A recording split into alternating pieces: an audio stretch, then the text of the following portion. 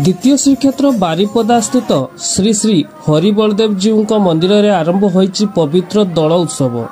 फाल्गुन शुक्ल दशमी तिथि ठारू दल यात्रा आरंभ होइथिबा बेले प्रतिपद दिन एही उत्सव धूमधाम रे पालन करा जायथाय। गुरुवार राति समय रे हरिबलदेव जीव चलंती प्रतिमा सह सान जगन्नाथ मंदिर और गुंडीचा मंदिर चलंती प्रतिमा माने बाहरी महा आडंबर रे सेवायतों गहन रे विमान जोगे सहर परिक्रमा करी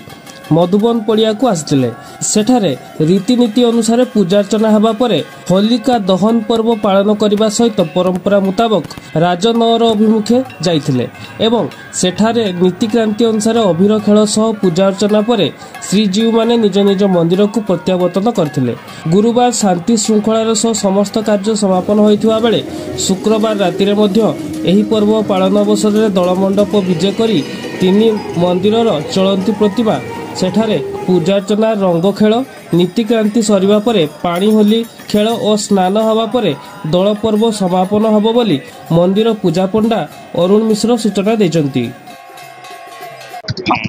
मो श्री महाप्रभु बारिपदा हरिबलदेव मंदिर परिचा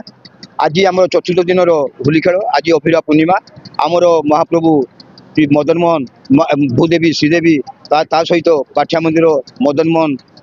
माँ राधा मदन मोहन राधा एवं राधा मन मंदिर जुगल मूर्ति कृष्ण राधिका एकत्रित हो मधुबन मधुबन आम जो मधुबन पड़िया अच्छी सेठू जाइए सेटा जाई आपंकर आमर नित्यानी पर्वाणी पूजा आरंभ होता पर्वाणी पूजा पर सेठारे अभिरा पूर्णिमा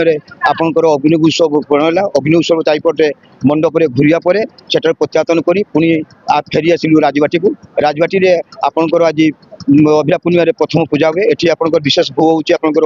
खजा आउ आपंकर चना यही प्रसाद आपंकर महाराजा अमल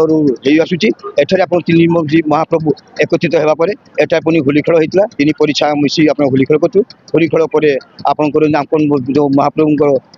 पुरोहित एटे पूजा प्रवण करते सहित तीन पूजक आसी तीन मंदिर पूजा समापन होगा पर पुणी जे जार मंदिर को आप प्रत्यावर्तन करें।